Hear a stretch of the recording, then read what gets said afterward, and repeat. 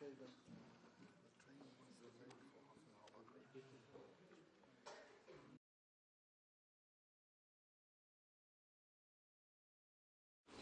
alaikum and greetings everyone. Today we have a talk on a very important topic, that is Islam, secularism and democracy. There has been much coverage of Muslims and Islam on media, but generally it is highly polarized and usually negative. And sometimes the political leaders adopt a certain rhetoric on Islam in order to demonize it. For example, ex-British Prime Minister Tony Blair said, "Islam is in fundamental battle with the West that has to be confronted, taken on, defeated and eliminated." Likewise, Charles Clarke, an ex-British Home Secretary, said, "There can be no negotiation about the recreation of caliphate. There can be no negotiation about the imposition of Sharia law." However, there is not just a negative side to this picture. There are also people like ex-CEO of HP who recalled the Islamic civilization as one of immense grandeur and glory, calling upon the West to learn from it. Several Western authors have written positively about Prophet Muhammad, and they have expressed very positive sentiments. Now, the topic is not just important for the West, it's also very important for the Muslim world, where political turmoil and voice for change is growing, and it is a testimony that the Arab Spring is unresolved. And it's relevant for Muslims because for Muslims, the most pressing issue is with respect to the future of the Muslim world and its global role. Muslims are confused on some answers. They don't know what's the way forward for them. So that's why the topic is also very important for Muslims. In words of Lion West, US representative for Florida's 22nd Congressional District in 2011, this so-called Arab Spring is less about a democratic movement than it is about the early phase of restoration of an Islamic caliphate, the last being the Ottoman Empire. Now I come to a little bit about the speaker, Allah, al-Andalsi. He is Portuguese, converted to Islam and converted at the age of 14. And now he's an international speaker, thinker, and an intellectual activist for Islam and Muslim affairs. He has spoken in community centers, universities, colleges, and on media such as BBC, ITV, BBC Arabic, Press TV, Islam Channel, and Iqra TV. He is also part of a public discussion forum called Muslim Debate Initiative, which is a forum that promotes open dialogue and critical debate between thinkers, academicians, politicians, and public speakers of all backgrounds. We hope and pray that this talk will be a learning experience for all of us. Thank you.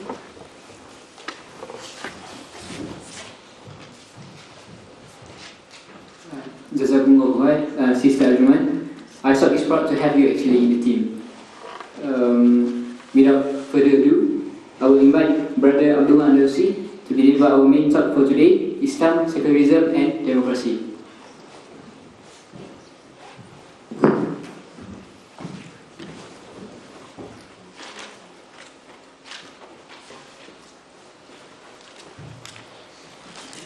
Bismillahirrahmanirrahim. Alhamdulillahi Rabbil Alameen. As-salatu was-salamu ala Muhammad wa alihi tayyibin wa sahbihi salihin. I greet you all with the Islamic greetings of peace. Assalamu alaikum wa rahmatullahi wa barakatuh. Peace be upon you all. What an interesting title, Islam, Secularism and Democracy. All terms which are highly loaded with a lot of preconceptions, misconceptions, and of course, strongly held beliefs. And we hear these terms again and again in the media. We hear these terms in common popular culture. We hear these terms in just accepted parlance. Secularism, democracy, mostly, not Islam. But I think few people ever question what these terms mean, why people are fighting over these terms or fighting to impose one term over another, and so on and so forth. And also Middle Eastern politics, which currently is facing kind of a jostling between all these concepts and different factions who believe in different interpretations of these terms. So I think first, before we kind of like go into the main content of my presentation, maybe some definitions would help. The problem obviously is that no one actually agrees fully on one definition for a number of these terms. Obviously with Islam it's obviously more clear cut, but with secularism and democracy if you get 10 people in a room, each believing in secularism and democracy, you'll probably get 15 different opinions. So I'm going to posit one opinion, and if you don't agree with it, then maybe we can go through the Q&A. According to the National Secular Society, which is a UK-based campaigning group for secularism, they believe that secularism is the separation of church and state. According to the Encyclopedia Britannica, their definition of secularism is an indifference to, or rejection, or exclusion of religion and religious considerations. What about democracy? What is the definition of democracy? Again, people have a varying number of definitions, sometimes linked to their own ideological understanding, such as they think democracy, they think liberal democracy, or maybe communists who believe in democracy think maybe a Marxist democracy. And even in the Middle East, they think democracy just means elections, as in you just get to have elections. If that's the case, maybe we should just use the word elections and not democracy. But generally speaking, it's broken down from the Greek demos kratos, which means demos people, kratos power. So it just means basically the people rule of the people, rule by the people. And generally speaking, the people are sovereign in that system. There were other types of systems which the Greeks kind of defined, which was monarchy, which is ruled by one monos, archy, and of course, I think it was aristocracy, which is ruled by elite or ruled by a few. So it was basically ruled by one, ruled by a few, ruled by many, and they had monarchy, aristocracy, and democracy. Now, those are two terms I'm going to have a working definition for this presentation. What about Islam? Well, Islam is a belief that everything that exists was created by a first cause. And this first cause has an intention and communicates his will to mankind regarding the intention behind all creation, namely that everything in this universe is governed by laws. And we are a thing in this universe, along with many other things in this universe. And if everything in this universe has laws, we too have a natural law behind our existence. And our purpose in life is to submit to this natural law and thereby become fully realized humans or realized creations. And we believe that there is only one God, or one supreme creator, who is omniscient, omnipotent, not anthropomorphic in any way, shape or form. So no kind of Sistine Chapel white guy with beard and touching someone. None of that stuff. It is a God which is beyond humanity, quite literally. So we see that Islam is defined as the submission. So the word Islam comes from the root word istislam, or in all the discussions, salam, which basically means istislam means submission, and salam means peace. And in a way, through submitting to the natural law behind your creation, you attain peace. And Islam is a comprehensive way of life, so you can't really classify it as only a political system or only a spiritual belief, but rather Islam posits that if you have a purpose of life, then every aspect of your life revolves around that purpose, is guided by that purpose, is directed by that purpose. You can't say, right, well, my purpose of life is only to satisfy my purpose once a week in a suitable building, and then the rest of that week I do whatever I feel like doing, or whatever the way the wind blows me. That's not a rational way to understand, if you have a purpose of life, why its significance to a human life. So humans have a purpose and everything revolves around that purpose, and that's basically what Islam posits. So Islam is not just a political system or a spiritual system or just a social system, but rather it is a comprehensive system based on the natural law of humans as revealed by the Creator. This is our belief. Now, misconceptions. People think that a secular state is just a state that exists in this world, as opposed to a coming kingdom of God, where Jesus will rule and so on and so forth, according to Christian understanding. But it doesn't just mean that, because all states exist in this world, but rather the aim, or rather you could say the purpose of secular state is purely for worldly purposes. Misconception against an Islamic state, or a belief of a state that is ruled by Islamic law or Islamic belief. It is not a theocratic state ruled by clerics who claim to be acting according to the will of God, but rather it is a state governed by law. This law comes from the revelations of Islam, so Quran, and the recorded sayings of the Prophet Muhammad ﷺ, and there's no hierarchy, religious hierarchy. We don't have a church that dictates what is and what isn't revelation. So, in essence, in an Islamic state, it is rule of law. Maybe the best way to translate it, some people have said, is a democracy, nomos, law, cracy, power. So, rule of law, or a theodemocracy, a rule of divine law, whatever way you want to slice that. But in practice, it is a system whereby the law itself is the sovereign, and everyone is just executing that law and interpreting that law and discussing that law. And of course, Islam is open source, so to speak, so no one has a monopoly on what is Islamic belief in terms of laws and how particular policies. So it's free for open debate between Muslims as to which policies are right for a particular situation. So there's no hierarchy that will dictate to us or declare people to be anathema or excommunicate.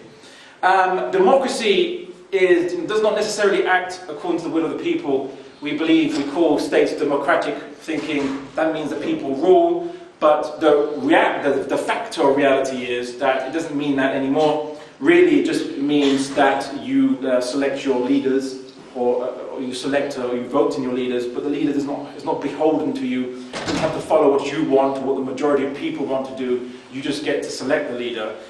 In ancient Greece, democracy, there was no elections for leaders. Funny enough, the first democracy never had an election for leader. It was done by random lot. So basically, any citizen, only Greek males who weren't slaves, one of them was randomly selected every year to be the leader for that year. And obviously, if he did well, all great. If he did not so well, he'd be for the chopping block at the end of that year. So there's some motivation. Maybe something we should bring back. Who knows? Anyway, now the thing is that people might say, well, you see, maybe the difference between a secular system and a religious system is a secular system isn't based on this, religious religion or spirituality concerns. It's based on practical concerns to do with morals and values and systems. The thing is, all states, all ideologies are based on values, morality, ethics, and so on. Every single one. It only differs as to what those values are and how they're derived. That's all. So communism has values, objectives, and goals. The liberal democracy or liberalism has values, goals, and objectives, and morality, how to judge things are moral or not. And of course Islam, and of course Christianity, with Catholic social teaching, which is not implemented in any state at the moment. Not even, I don't think the Vatican does it. But you have certain values and morals concerning human actions, concerning human affairs, concerning economics. Justice, equality, rights are not physical. Show me where they are on a microscope. Show me where you can see them on a petri dish. They don't exist physically. They are only in your mind. So they are metaphysical because they are about the physical. They are about the physical. What is just, what is right, what is wrong. It's about the physical. Metaphysical, about the physical. So every system on this planet is ruled by metaphysical values. It only depends as to what those metaphysical values are. Are they metaphysical values about reality, about the physical world, as in derived from the physical world, as in you say, I'm a communist in their dialectical materialism concept, or liberalism with its individualism concept, or Islam with its concept of tawheed, or ultimate sovereignty and monotheism. But every system is based on metaphysical values. Now I think that's just maybe a rough introduction to, I suppose, politics and political systems and ideologies and how they work. But I'd like to start with, before I actually get into my discussion on secularism and Islam and democracy, as to what we actually have in common first. The things that we have in common. Firstly, we all want freedom from arbitrary rule, where the leader can just do whatever he wants. As I don't like you, I want to kill you. I don't like this, ban this. We want freedom from a tyrannical leader. No one believes that the perfect system involves a tyrannical leader that can randomly and arbitrarily decide what is right and wrong. We all desire this freedom from the subjugation of the vanity of others. We don't want people's vanities, people's prejudices to subjugate us if we disagree with those vanities and prejudices. We also want the freedom to choose our beliefs and practice them. And this is something which we all desire, all of us, both Muslim, non-Muslim, everyone desires these things. We all desire to coexist and tolerate each other, especially those people who disagree with us. And of course, we want the freedom and support to achieve a holistic and consistent fulfillment of our human nature. We all want to fulfill ourselves as human beings, or to realize ourselves as full human beings. The question is, how do we achieve that, and which system is better conducive to that, and which systems might pose problems and challenges to that? These are the questions we're going to ask. Now, let's look at secularism. In its foundation, it says that religion or religious concerns should be separate from human lives. What that really means, or rather, should I say, religious concerns should be separate from politics. Or what is politics? It's dealing with human affairs. So then, what does that mean? Religious concerns should be separate from human affairs. What is a religious concern? Well, religion is, would discuss your purpose of life. So let's now add that definition in. So secularism really posits that your purpose of life should be detached from your life's affairs. Does that make rational sense? I mean, even the communists, right? The communists, people say they're secular. They're not actually truly secular in that sense. Because communists believe in a dialectical materialism. It's basically the whole universe is evolving matter. And that you as human beings are just matter which is evolving with the universe, dialectically, long story. Your purpose is to be within that system and to evolve along with all the matter in the universe. So communists have a belief in the purpose of life, and they link it to their life's affairs, and they build a whole system around the idea. They're not even secular. Communists aren't actually secular. They just have a purely materialistic purpose of life, and they link it to their life's affairs. But secularism just says, whatever your life's affairs are, whatever your purpose of life rather is, it has nothing to do with your life's affairs, which is not really a rational concept if you think about it. I mean, what does Islam say about purpose of life, about living in your life's affairs? Well, in the Quran, God says very plainly to us. He says, does man think he's going to be left aimless, with purposeless? And the Quran also says, and did we not create the heavens and the earth, and that which is between them aimlessly? This is the assumption of those who disbelieve, so woe to those who disbelieve. So it said, and we did not create the heaven and the earth, and that which is between them aimlessly. It's an assumption of those who disbelieve in a God, disbelieve in human purpose, and so on. Secularism then, if it detaches human purpose from life's affairs, what is it then? Well, really, it becomes arbitrary then. So what values do you insert into secularism? What is left for you to build your morality on? Is it going to be maybe nationalism? Is it going to be maybe atheism, or a kind of secular humanism, which is just one out of many different beliefs or choices? And again, if you're going to choose one, you're going to now limit everyone else out. So if you're going to build a state on secular humanism or secular humanist values, then Catholic values get marginalized, Muslim values get marginalized, Jewish values get marginalized. So either secularism is arbitrary, or you're going to have to pick one particular set of values and marginalize others. But here's the thing: although secularism is claimed to be based on a materialistic kind of understanding of human activities, secretly it borrows from religion. It has to borrow from religion. And what's the first concept it borrowed from religion? It borrowed from the Christian religion, or you said the Abrahamic religions, but it borrowed because it emerged in the West. It borrowed from the Christian religion. It borrowed the concept of equality from religion. Why is that? Why do I say that? Well, Louis Poyman, in his book Are Humans Equal? A Critique of Contemporary Egalitarianism, here's what he says. He said, if we are to accept the empirical reality of people and their differences, there should be a presumption of inequality rather than a presumption of equality upon which so many political philosophers depend.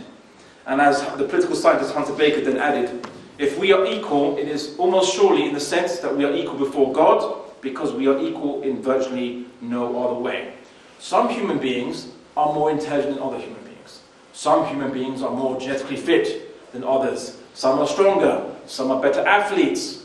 Some are more resistant to disease than other human beings. Some are born fully able, some are born not fully able. Some have better resistance to UV, ultraviolet, through melanin. Some have less resistance to ultraviolet. As human beings, we are all different from each other. What are we equal in to each other? How are we actually equal to each other? In what way are we equal? You see, people might say, oh, well, maybe we're all equal as humans. So as having the capacity of being human, we're all equal. But that's like me saying that I'm equal to that chair because we have the equal capacity to be material objects. Right? It's just arbitrary. You're not actually equal, and even the law recognizes you're not equal. That's why the law gives certain privileges and certain support to, let's say, disabled, for example, and give disabled parking spaces and support and benefits to people who are disabled, people who are sick, people who are elderly, people who are children, because they're not equal in terms of their capacity. They require different needs than others. So even the law has to recognize that humans aren't equal. So then where do we get this from? We get it from the concept that we are all equal in the eyes of God. That's where it was borrowed from. John Locke, famous liberal and secular philosopher, he was a practicing and devout Christian. And he wanted to justify equality, but he because of the different factional differences between Christians, he tried to find a universal basis that no Christian would disagree on. So he went outside of Christianity, because Christians kept debating about different points of Christianity. So he went outside of Christianity to try to find some kind of secular morality. And really, he just said, it's the natural rights of humans that we're all equal to each other. Which again is just being arbitrary. Natural right, who says, according to who? Where's this natural right you're getting this from? You're just putting it out there and saying, right, I declare that all humans are equal as a natural right. These are self-evident truths, as the American founding fathers said. Yet, ironically, even though the American founding fathers said that these truths we hold to be self-evident, the American founding fathers had slaves. So it wasn't so self-evident to them. So, in essence, secularism has to borrow from religion, because otherwise where's it going to get its values from? Where's it going to get its metaphysical values from? It has to borrow from religion a number of things. For example, I give an example, we have legacy laws from Christianity, like the law against incest. I think in Ireland you have the law against blasphemy, right? It's still in effect, I think. In England we repealed that law, but in Ireland it's still in effect. But the law against incest is in effect. People might say, yes, but there's a reason why we have a law against incest. It's to prevent children having genetic mutations or genetic disabilities or problems due to, obviously, someone, a brother or sister or someone in the family had committing incest. So, all right, fine. But it was posited to an atheist recently, Dr. Lawrence Krauss, that if there was a brother and sister who loved each other very much, it's funny how people say who loved each other very much, that makes it fine, and they were using a prophylactic protection basically, would it be morally wrong if they engaged in a reproductive act, but with the intent not to reproduce? And he said he wasn't clear cut, he couldn't say yes or no to that. That is secular morality.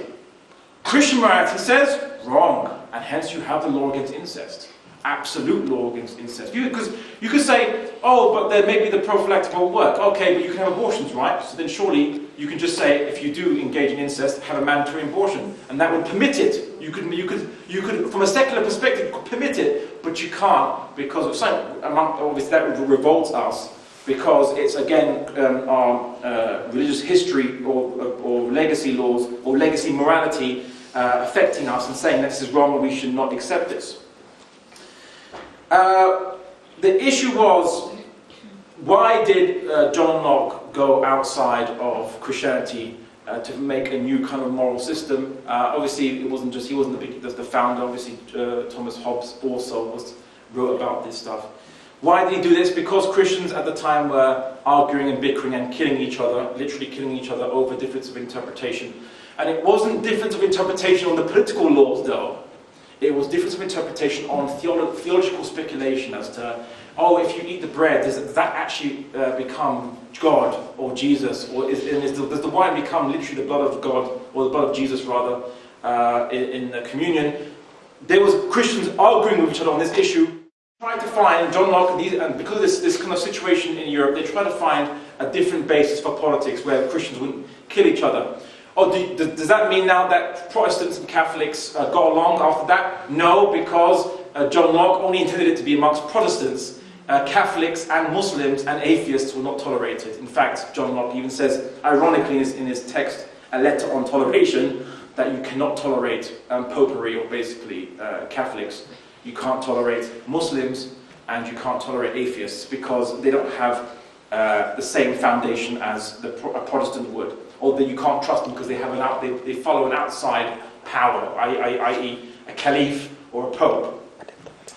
And it wasn't only him, John Milton, also a famous Protestant writer and founder of freedom of speech, the guy who basically was like one of the grandfather or even the father of freedom of speech. John Milton, he himself said in his book, and in his writing Areopagitica, that you basically can't tolerate popery and you should extirpate Catholics, basically, mean exterminate, basically, or get rid of them, or they can't be tolerated, they're too dangerous. At the time, that was the war in Europe between Catholics and Protestants, but within England it was a war between different Protestants, and so they tried to bring peace between different Protestant beliefs, and so they created secularism and so on, and there's a long history behind that. Now, secularism claims that it is neutral, and it allows people to have different beliefs, and it won't attack or kill people or persecute people or prosecute people for having different beliefs. And this is where what I mentioned about Catholics came in. Why did not John Locke, John Milton, and John Adams, the American, like Catholics? It wasn't because of their doctrinal beliefs about the Bible, about God, or about communion. It was the political aspect of Catholicism that they didn't trust. And of course, back then, all religion was political. The Indian religion was political, Jewish halakha law was political, the Japanese Bushido was political. You know, your religion and your way of life was one and the same. The idea of secularism is like a modern understanding where we have religion as a religious belief and not a political way of life. In the ancient world and in the medieval world, there was no distinction. What you believed and how you lived was one and the same thing. So the Catholics were both people who believed in Catholicism, in its doctrines and its theology, and believed in the authority of the Pope, and believed in the laws prescribed by Catholicism. And Protestants could not tolerate Catholics even after they created secularism, because there's one thing that secularism doesn't like, there's one thing that secularism cannot tolerate, and that is religion that has anything to say about human affairs.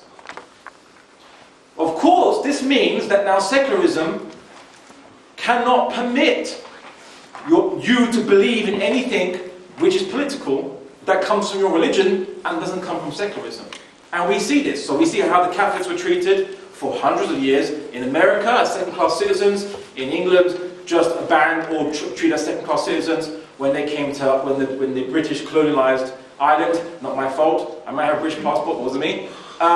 When they colonized Ireland, they treated Catholics really badly. They couldn't trust you. They thought you were a fifth column. They thought that you were basically going to be the Pope's fifth column against them, and so on and so forth. And they tried to promote a belief. The first concept of Protestantism was detaching the authority of the Pope from a Christian's belief, so that you have to reject the authority of the Pope from you. And that because the Pope had political authority, and that's why you viewed as a threat. So secularism doesn't leave it alone. Thomas Hobbes, in his book Leviathan, he says he creates a government based on purely material concerns, and he says that the government is allowed to interfere with the beliefs of the people to choose the right doctrine or not that will be conducive to his little secular peace. So secularism, when it claims that in a secular state your beliefs will not be touched, it only refers to non-political beliefs. Your political beliefs, which are from your religion, they will be touched, they will be interfered with, which is why you see in virtually every secular country whereby a minority becomes prominent, and if this minority is religious, the secular governments will always have some policies, some programs, and some persecutions for them. Example, most of the secular governments in the Muslim world interfere with religion. They have government-paid scholars. They condemn people who are not towing the government line as being heretics or being extremists. So that's the modern word is extremist now. In England, we have the Prevent programme. We have a kind of an ASBO for people who believe in extremist views, which means that anyone who basically believes in aspects that the government doesn't like considers extremist, and it defines what is an extremist in the Muslim belief, funnily enough. Then you can be banned from speaking, you can be banned from going to university, banned from any public platform. They can monitor you. They have arrested Christians for saying that homosexuality is a sin on the streets. In England, whatever beliefs that are said that are political or to do with public morality is affected and controlled by secular governments. And that's just for starters. I mean, faith symbols being banned in government buildings. Many secular governments have done that. In Switzerland, minarets were banned. Hijabs are banned from schools. In France, the public bans on niqab is now not only in France, but it's spreading throughout Europe. Bans on the women wearing the face veil. Bans on public prayer. In France, you can't pray in public. That's actually the law. We see that school and work uniforms require religious symbols to be banned. Christians have been fired from their jobs for refusing to go against their religious conscience. We see that there are citizenship tests which require people to adopt or say that they accept liberal values and so on. We see that there are abortion charities which are to do with adoption, religious adoption charities. Catholic ones have been shut down because they refuse to adopt children to what they call gay couples. And they're not publicly funded, they're private funded. They're not funded by the public purse, they're privately funded, but they have been, they've been told to close down for following their religious conscience. There was a recent case of two Christian hotel owners who were convicted for refusing to give their room to unmarried couple. One case, what really got the media and the government involved was that these unmarried couples was a gay couple. And just as a Catholic hotelers, it's their own. So they weren't Catholic; they were Protestant. But Christian hotel owners, it's their hotel. They didn't feel comfortable about it. They felt that it was against their religious conscience. But they were basically prosecuted and convicted for denying giving a hotel room for an unmarried couple. Now, that's just the tip of the iceberg. There's in England, for example, there's actually a bit more than the Prevent programme, which has a look into what Muslim beliefs are acceptable or not, what's extremist, what is an extremist. In the recent report produced by the British government tackling extremism, it defined what is an extremist belief in Islam. What is a secular government doing, dictating to Muslims what is an extreme doctrine and what isn't an extreme doctrine within Islam? And it's not. And in America, they have many similar things there too. This is the problem. Secular governments don't leave religion. They interfere when you have a religious belief, which is according to your conscience, but goes against secular morality or against secular politics. Even in England recently, there was a big furore about gender segregation in universities, whereby if people voluntarily choose to segregate, so if women want to sit on one side of the room and men want to sit on the other side of the room, because of their religious conscience, was a campaign by the government, by the media to stop that, actually saying, this is actually gender apartheid, this is wrong. Even though there's not really, it's not inequality. They were saying it was inequality. There's nothing unequal if you want to choose on one side or on the other side. I mean, it's like me going to the Olympics and saying, why are the men and women separate from, different? Why can't they compete side by side? That's not that's unequal. That's not equality. So, and it was meant. And obviously, you have same-gender schools, such as Eton, for example, in England. It's only boys in that school, and no one complains that that's gender apartheid or not equal. And it was recently claimed by one TV pundit that's acceptable because it wasn't done for religious reasons. So as long as it wasn't religious reasons, secular reasons, is acceptable.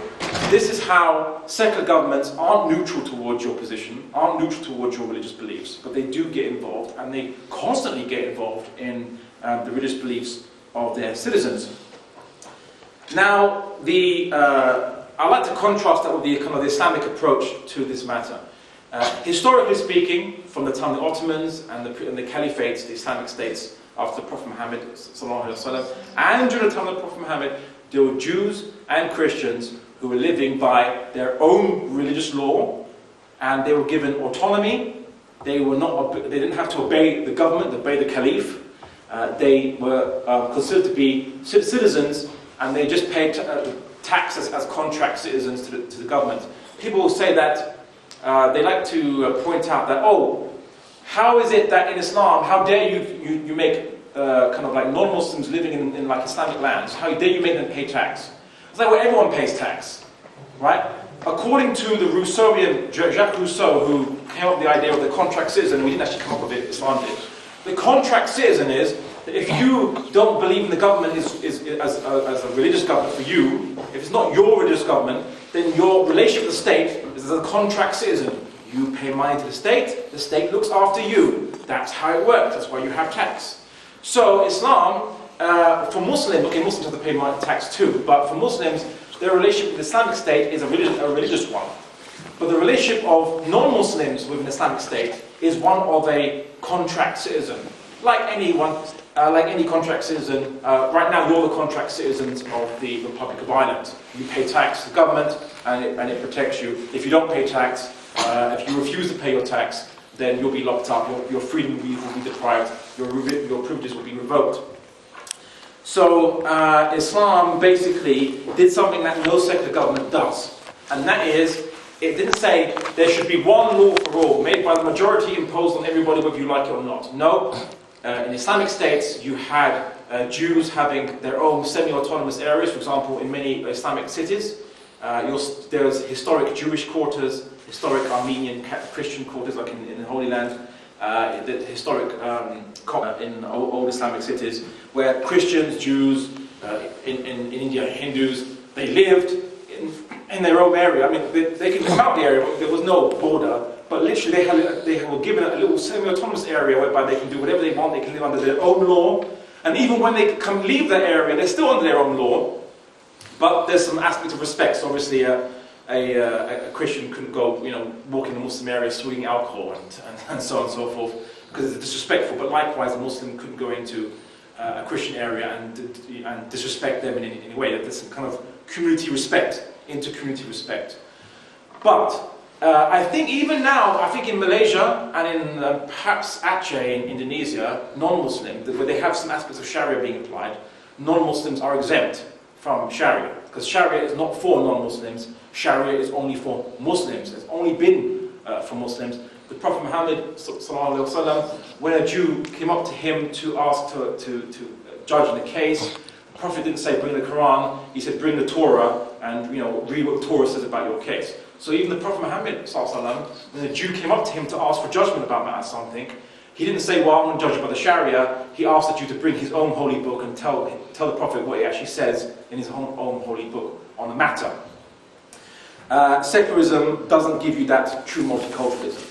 Islam actually, for 1,300 years, up until 924, it gave a true multiculturalism with different legal systems. Secularism, when it was invented to try to end factionalism, to end people breaking up into different factions and fighting each other and killing each other over religious reasons. What you got was people now just fight each other over secular reasons, like nationalism, like your ethnicity. I mean, just look at Rwanda, just look at even great democracies, which they tout as a great example of democracies, such as Kenya, for example. They had, due to one election between two factions, there was like 1,500 people dead as they argued and bickered. South America, you have different factions. Even when they applied democracy as secular democracy in Muslim countries, now you get instantly factionalism fighting. So Libya, Iraq, Egypt now, and obviously now Syria.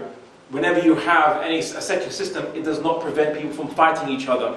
They always will fight each other, but they'll fight each other now for a materialistic reason. At least When you had a religious system, the religious system at least could tell people to not fight each other. So under Islam, when you had Jews, Christians, Muslims, Hindus living side by side, you didn't get, like for example in India, you never got the Gujarat massacres.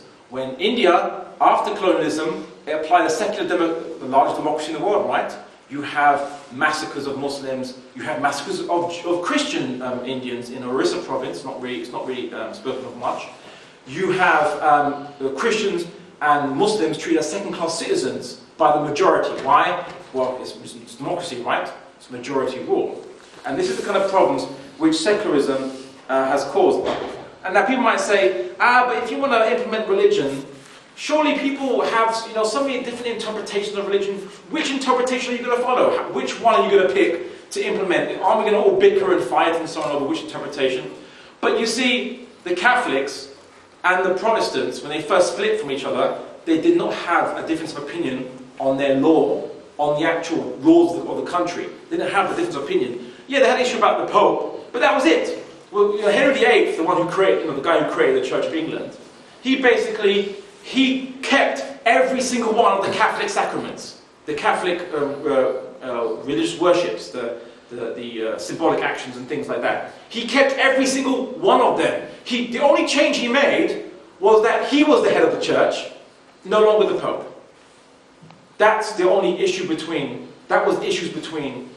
Christians. And between Muslims, there is virtually no difference. There is no difference between in terms of the political system. Muslims agree with virtually 95% of our political laws. We agree with.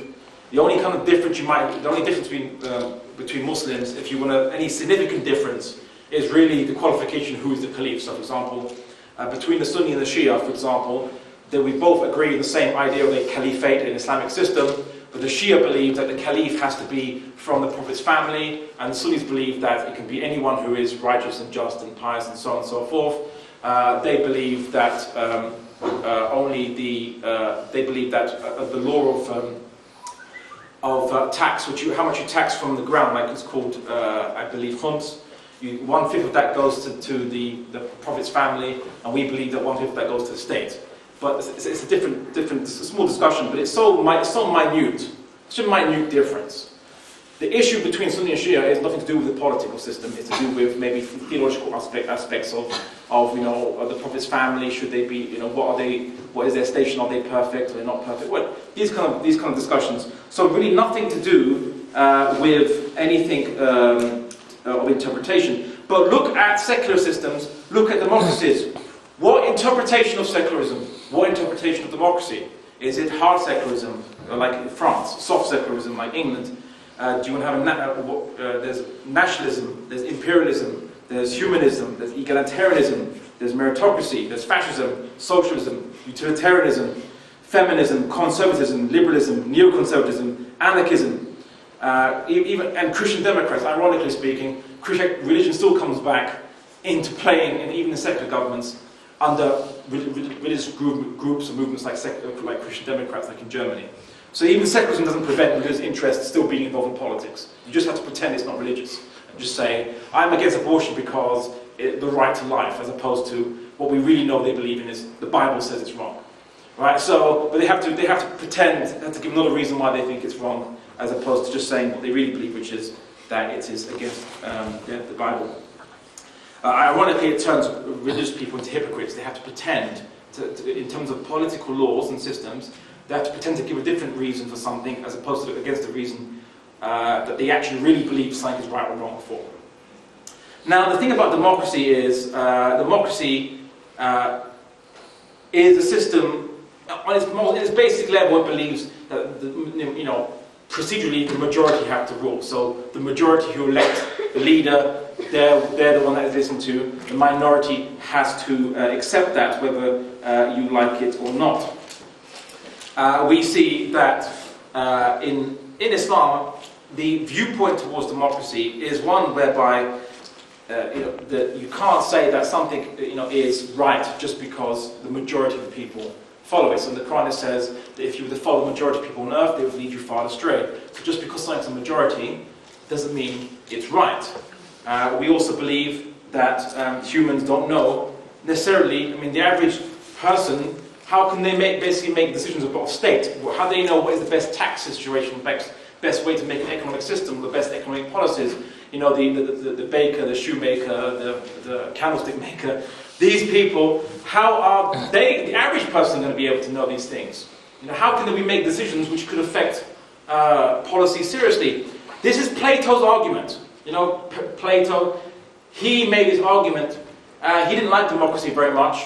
I'm not surprised his teacher Socrates was killed by democracy. The people in Athens, someone just declared that Socrates is corrupting the youth. And so they all had a vote on it. There was a big hysteria. They had a vote. The majority voted Socrates should die. So he was given some poison and he was told that he has to drink that poison. And he died. Democracy literally killed Socrates. Hence Plato probably is not very happy about the democratic system. But that's the problem with democracy, right? You see, you can spread hysteria. Humans can act irrationally. Look at Nazi Germany. Hitler didn't come to power as a minority support. He was supported by a very strong majority. Let's just look at Egypt now with the General Sisi. He's now supported by a majority of Egyptians, and they are wiping out all dissent and opposition, peaceful dissent and opposition. And look at the average Egyptian. They've been whipped up by hysteria generated by no rational evidence, but just by kind of mass media affecting the people. And this is the problem. We see that humans succumb to rationality. So then how can we now put the trust of a system in the place of the average Joe? It doesn't mean now that we should put the system in the hands of one person who rules as a dictator. Rather, Islam has a novel solution to this. It's not really novel, but it's an enlightened solution to this. It's very simple. You put the power in the hands of the law, which is the Islamic law, or rather a revelation, so the Quran and the examples and sayings of the Prophet Muhammad. Now here's the practical wisdom behind this. You see, the thing is that everyone is beholden to this law, so everyone is under this law. And no one has a monopoly of this law. So for example, a caliph, he cannot dictate what the correct interpretation is and then excommunicate everyone who disagrees with him. But rather, he can say, I implement this political policy, and if it's wrong, he can be criticized by everyone and anyone amongst the Muslim peoples. And not only this, but if he falls foul, so if he's not fulfilling that law, if he's going against that law, if he's doing bad things, if he's stealing, if he's arresting people arbitrarily, or people that he doesn't like and wants to kill, then the law will condemn him, and the people will have to do something about that. And it could be through a number of means. It could be through pressure groups. It could be through protests. And historically, we had a number of revolutions. When people look at Islamic history in the early times, there was a lot of, not too many, but there was quite a few uprisings. People think, oh, this shows that Islam was so unstable. You know, so many uprisings against the government. It's really bad. But no, this was actually a good thing. It showed that the people were constantly trying to correct the leader. The leader couldn't just get away with stuff, and he couldn't claim that he was supreme authority, because there is no supreme authority except God in an Islamic state. So the caliph is just a political executive. He's a civil servant. That's all he is. He's not a divine supreme head. He's not infallible. We don't believe in any doctrines of such like. So we saw that. It's interesting, people quote that as a problem, saying, oh, why did you have so many revolutions or civil wars? When America, quite soon after its birth, it had a massive civil war between the Federalists and the Confederalists. They say it's about slavery. It wasn't about slavery. It was about basically the Federalists wanted centralized government control of all states, and the Confederalists wanted a more looser, semi-independent status for the state. So actually, the more totalitarian side won. But the Confederates were wrong because they obviously had slavery. But what you don't know is the Confederates were aiming to actually phase out slavery. Their economy wasn't as industrialized as the North, and they tried to phase it, and so they had to take time to phase it out. Britain only got rid of slavery because it knew it could harm the American economy after America split from Britain. That's a whole different discussion. Now, I mean, okay, unfortunately, the rest of my notes, apparently the printers exploded on them, and now I can't actually read them. So the rest of this, my whole discussion on democracy has been kind of sidewinded there. Actually, I might just try and get my backup, which is a laptop, and read the rest. But while I'm doing that, I will just narrate some aspects of, I think, of democracy, which I think we all are aware of, and that is that in modern day democracy, the problem with modern day democracy is it's just the label. The people you elect, do they have a legal requirement to fulfill their election promises to you? Can you take them to court for fulfilling their election promises to you? You can't. So what do you get in a modern day democracy? Now, see, the Prophet Muhammad, he said something very interesting. He said, someone came up to him and asked him to appoint him to be a position of leadership somewhere, just a position of leadership, like a governor or somewhere. And the Prophet Muhammad said, we do not give power to those who ask for it. Right? But what do politicians do to come election? They ask for you to give them power. Now imagine a system whereby you elect people who desire power. Can you really trust such a system? Can you trust such a system whereby the person that always wins is the person that has to be the hypocrite? And why do I say that? I'll give you an example. You might have a politician who he believes firmly in his principles. He believes firmly in his ideals. But only 50% of the population agree with him. Then there's another politician who says to one side, yeah, I'll do what you want, I'll give you this and that, just vote for me, I'll do everything you want. And to another side, he says, yes, and you too, I will give you what you want and I will do the X, Y, and Z. Who out of those two is going to get more votes? It's going to be the guy who is all things to all men, as St. Paul said. Then in that system, what do we expect? That those who are insincere or hypocritical will naturally rise to power, and those who are sincere will always be left on the sidelines. Sorry, Ron Paul, but that's unfortunately the case. Let me just open up my presentation.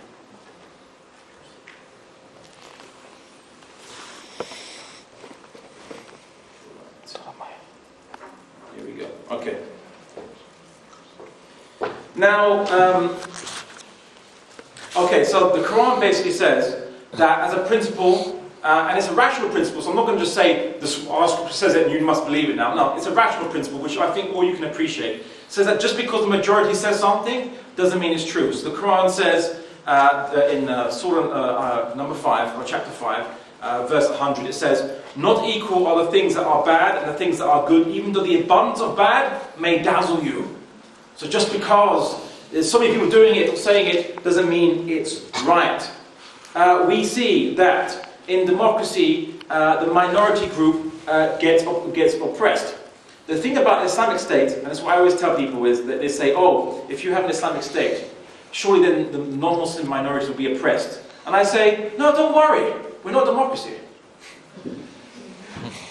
Thomas Jefferson, third US president, he said, a democracy is nothing more than mob rule, where 51% of the people may take away the rights of the other 49%. Why is America a constitutional republic? Why is it constitutional? Why? The Constitution is higher than the public will. Because it didn't trust, the Founding Fathers didn't trust democracy. They knew that any hysteria could come about and then a minority would then be oppressed or they'll attack a minority or treat them in a negative way. They didn't trust democracy. People like to say, okay, but surely in a democracy people get to choose, right? In the Islamic State, people can't choose the system. You can't say, right, I want to vote out Islam now and have a new system. That's not fair, whereas, democracy you can. Can you? Can you vote out the American Constitution if you're American? Can you choose can you vote in England or in Ireland to have a Marxist state in the elections? Will the Constitution, or will those who guard the unwritten Constitution, Will they allow this to happen? No. You don't choose the system, you just choose who leads the system. The ideology you don't choose. You know what's interesting? You know how when President Mohammed al-Morsi got to power and then he basically had elected figures who were going to make a constitution. These were elected figures and they were going to make a constitution. They were elected to make a constitution and they were going to write one and to represent the people and then do a referendum to vote on this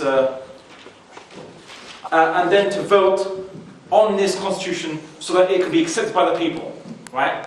And they accused, Mohammed al-Morsi of being obviously now, he was an Islamist. He was totalitarian, was to take over and all this kind of stuff. Okay, that's obviously incorrect for a number of reasons. But simple question: did the United States do a referendum on its constitution?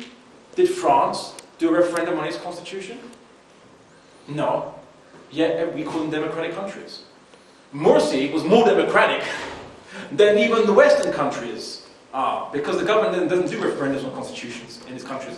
The famous American Constitution was not established by a referendum. We see that democracy has certain procedural problems as well. We see that democracy is based on self-interest of groups. So there's one group, another group, another group, and they're all lobbying and they're all campaigning for their own interest of their own group. Not for the common interest or for the common needs. So if people want to have, let's say in England, for example, they were campaigning for gay rights.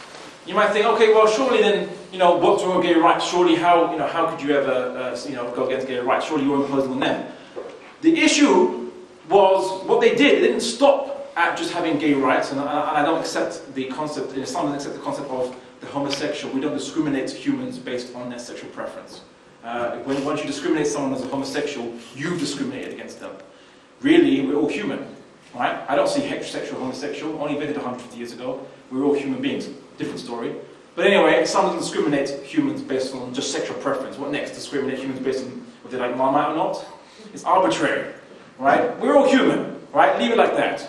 Anyway, so they didn't stop at that, but rather, in England now, Christians and even Muslims get arrested for saying that homosexuality is a sin. Okay, maybe don't say homosexuality is a sin, they might say sodomy is a sin, or same-gender intercourse is a sin. Whatever they say, they are now prevented from expressing their opinion. Whether you agree or disagree with their opinion is beside the point. The point is that they get arrested for that they get prevented from following their conscience in the matter.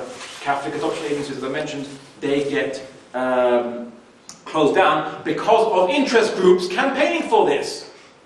There are interest groups which campaign and they push for this. There's also, for example, obviously in the last century, the birth of identity politics created even more factions. For example, we have the feminists, and they for example, campaign that there must be a quota of at least 40% women on all managerial boards. 40% women in the managerial. You might think, but surely this is against discrimination, it's a great idea.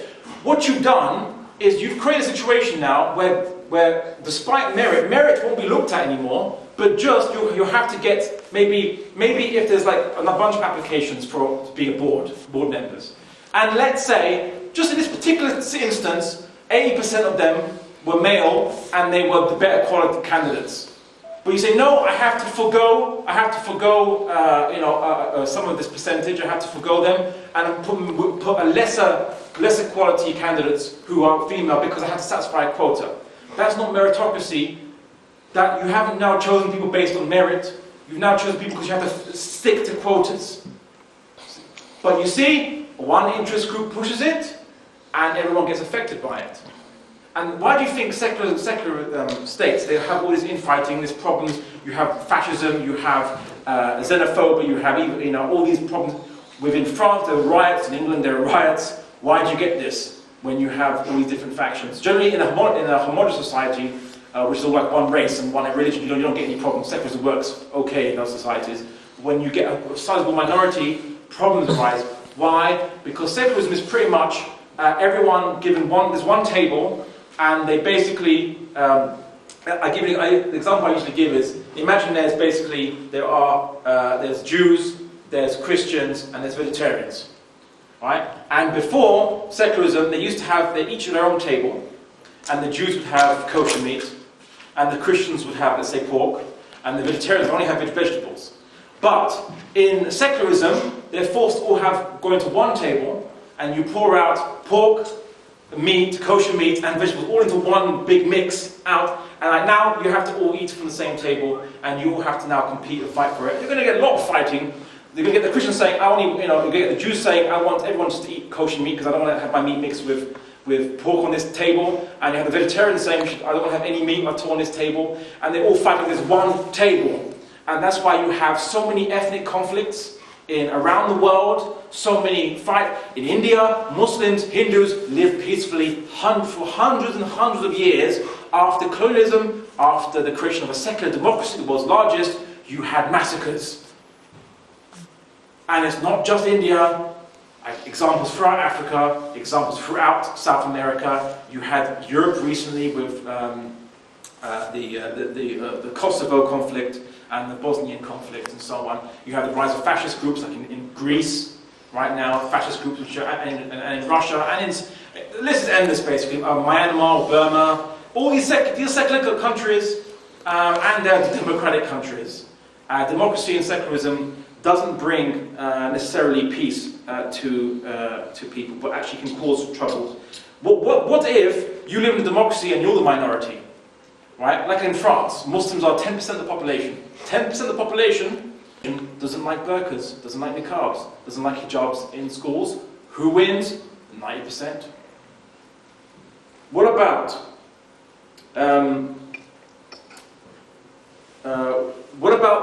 the factual reality of democracy? Now, I'll end pretty shortly now.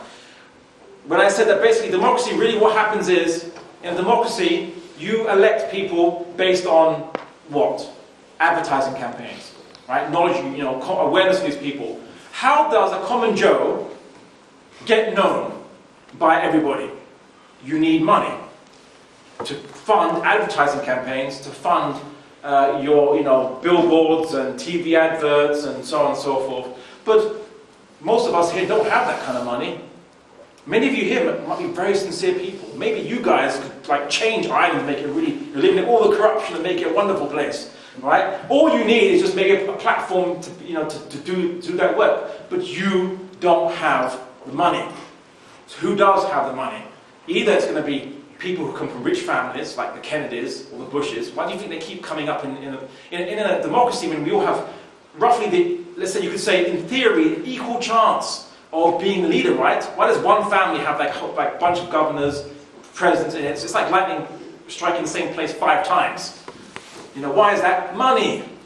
Or corporations or business interests who fund, or lobby groups who go to politicians and say, hey, I'll fund your next election campaign if you support my business interests for my company or my conglomerate. And we see that elections or democracy is no longer free to represent the will of the people even. It represents the will of those who have power. And as the Greeks, if the Greeks came now to see this, they wouldn't call it democracy, they'd call it an oligarchy or an aristocracy. You know what's funny? I want you to Google this. There's a guy called Eric X. Lee. I think someone posted up his link on the Facebook advert for this talk. Eric, and then X is the initial, and then Lee, L-I. And he's a Chinese entrepreneur and political scientist, and he made a very fascinating refutation of democracy based on the Chinese model. He said that in the Chinese model, it's purely the Chinese government, and it actually is based on a meritocratic system. The vast majority of Chinese presidents, leaders, the vast majority, virtually almost all of them, have been from common backgrounds: farmers' children, and farmers' kids, and bakers' sons, and so on and so forth. Common background, and it's based on meritocracy. So you don't have this kind of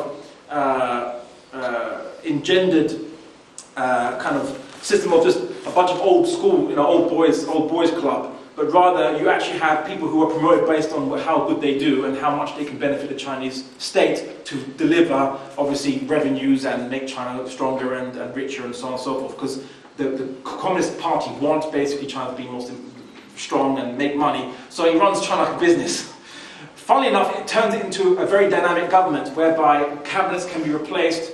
Instead of, where you have House of Lords with a fixed number of people, and you have the Senate with a fixed number of people, the Chinese versions of Senates can be reduced, shrunk, enlarged, at will, depending on need.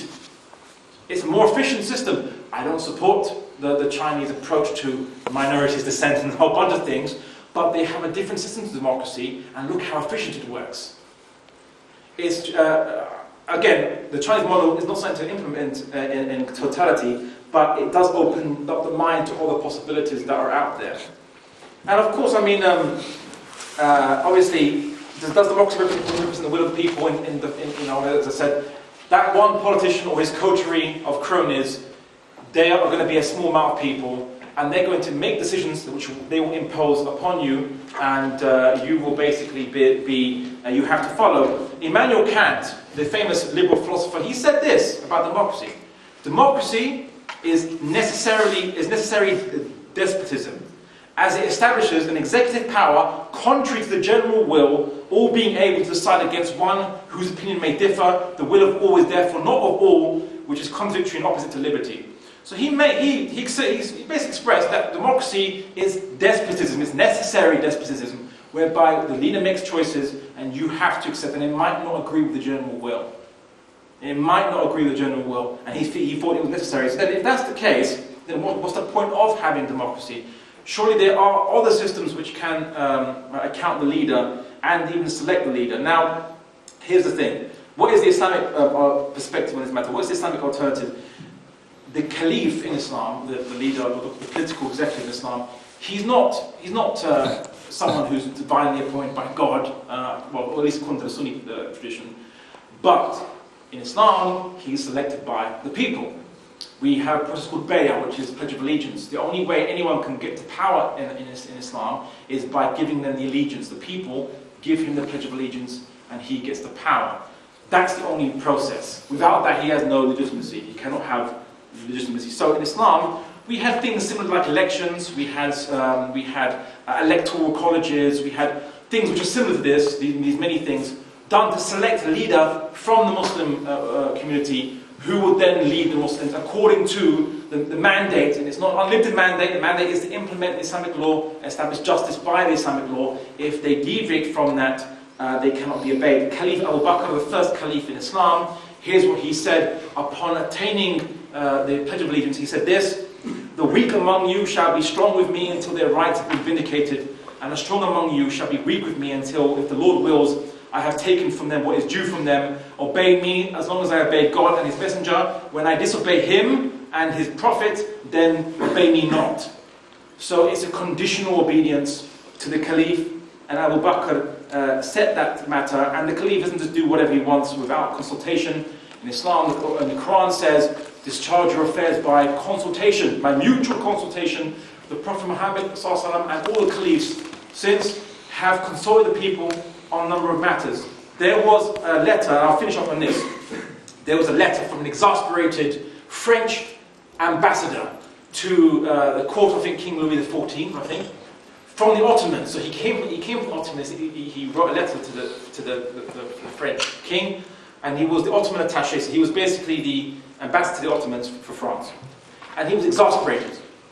And he told, because the French king wanted to negotiate a trade contract with the Ottomans, with the Ottoman Caliphate.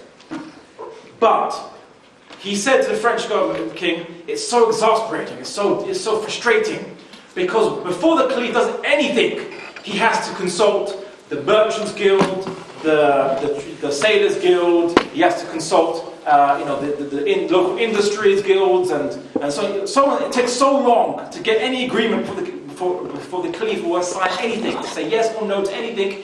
He has to go through a long process of getting consultation and getting approval from the various public institutions which exist.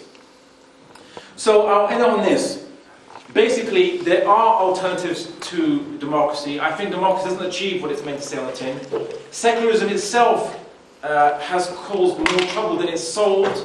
The problems that it was invented to solve were only for a very specific time, a very specific historical situation, and to now generalize that upon the world, I think is a bit Eurocentric. And I'll end with this basically, that the Islamic system doesn't believe in an arbitrary rule. It believes in rule which establishes justice, which consults the people, which has accountable government which is selected by the people and given power by the people for the purpose of benefiting everyone, devoid of factional considerations or discrimination, whether they are Muslim or non-Muslim.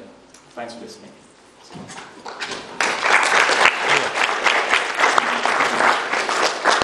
I'd like to ask you a question about, as you describe secularism, you use the analogy of people eating together.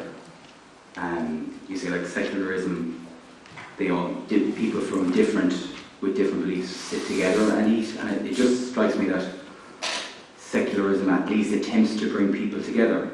And in your analogy, maybe the more religious systems naturally tended to separate. And do you think a religious system naturally tends to separate, or what do you think about that side of that analogy that you've used? Okay, it's like as Henry Ford said, you can have any car of any colour you want as long as it's black, right? That's how they bring you together. The communists brought people together by having one state ideology, which everyone must agree with, whether you believe in God or not. You have to agree with the state line. Secularism believes in, it says, one law for all. And it tells us as being equality. Yes, everyone's equal, so there's one law for all. But who makes that law? And who is subject to that law? What if you don't agree with that law? What if that law discriminates against you, or disadvantages you, or doesn't accept or tolerate your views or beliefs? Then it's not so good to be on that same table eating the mush of food which contain things that you can't eat, mixed with things that you can eat. That's the issue. Now, in the Islamic system, historically, non-Muslims were having their own law system, but this meant that they were more accepted in society. They were accepted to be different. We expected them to be different. We expected them to have beliefs and opinions, and it didn't stop them from criticizing. We have many books, like I think there's a Catholic saint called John of Damascus. Where is he from? Damascus gives it away. Damascus during Islamic times. It's not Saint John from the Bible. It's St. John of Damascus, a later Catholic saint. He lived in Islamic Syria, and he was why is he a saint? Because he was viewed as criticizing the heresies of the Mohammedan. Where was he living? In Mohammedan lands, and he was writing criticizing books. Why was he tolerated? Because he's not Muslim. Of course, we expect him to criticize Islam. That's fine. It is accepted from him. See, that's the thing. Islam doesn't believe in tolerance. It believes in acceptance. And when you accept people for who they are, and you give them, and to accept people for who they are, what you don't treat them according to one template. You treat them for the differences that they have. So when you give Christians or Jews or Hindus their own law system, and you give them the ability to express and be as they wish to be, and so on. Obviously, with a level of respect between the communities, obviously, so you can't start insulting people and whatever. Obviously, there's that level of respect. But once you have that respect, you can now freely mix. You can now build friendships at ease, confident that you accept each other. You're not under threat. You're not the oppressed minority, but rather you're just part of the fabric of society. You see, and that's how Islam actually brought people together, and it's why that in the Ottoman, in the 19th, in the early 19th century, so the mid-19th century, European pressure tried to force the Ottomans to adopt the secular system of treating everyone as one kind of citizen, whereas for example, the Muslims were expected to join the reserves in the army, non-Muslims weren't expected to join the army. Why are we going to force them to fight for, let's say, an Islamic cause when they don't believe in Islam? It's not fair, right? It's not fair. But when the Ottomans, under pressure, they tried to implement, right, fine, we're going to put everyone under the same rubric.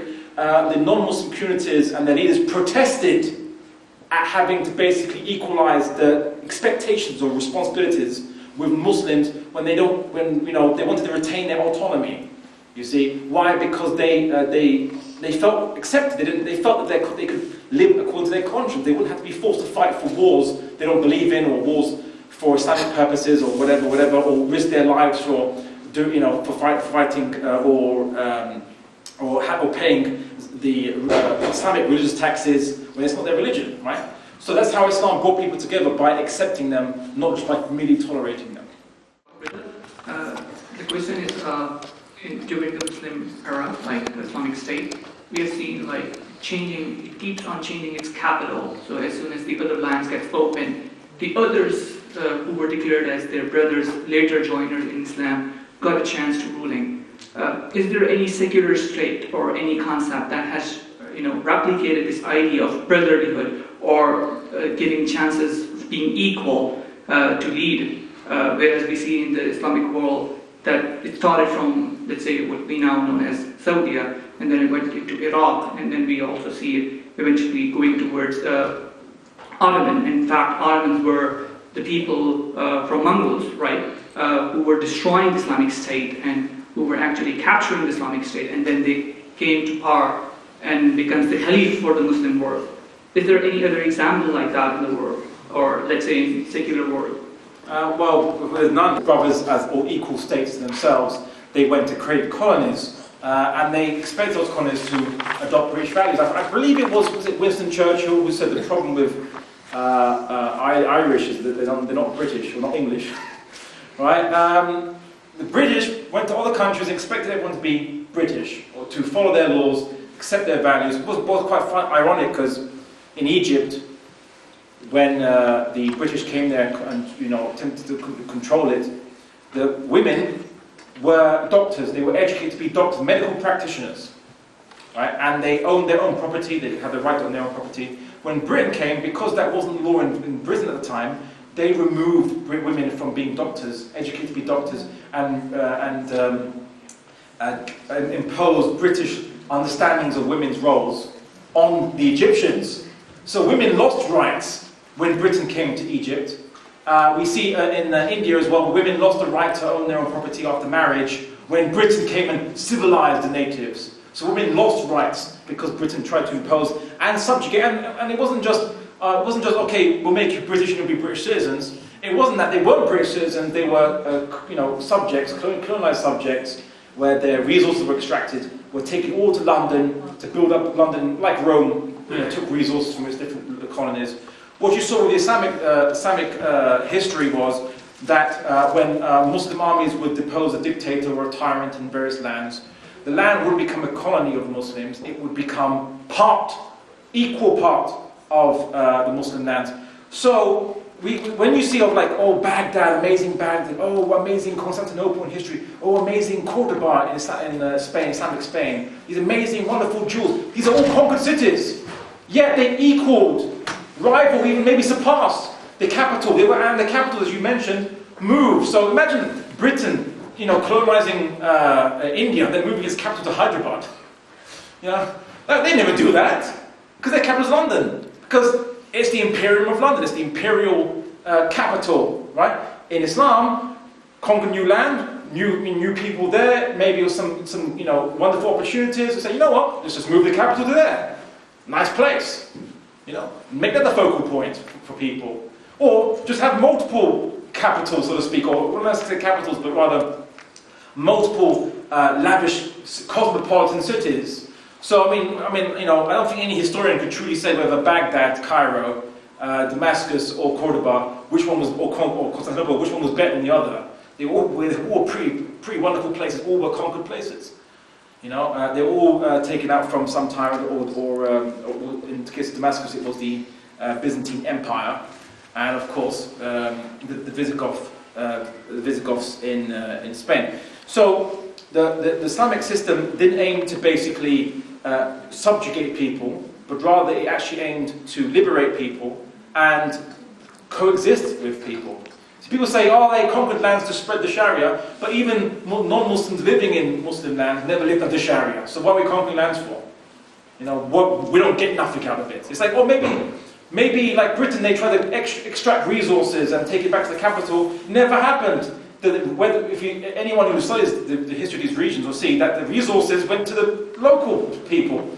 That's why they built up these wonderful cities. You conquer Spain, Cordoba becomes an amazing cosmopolitan city.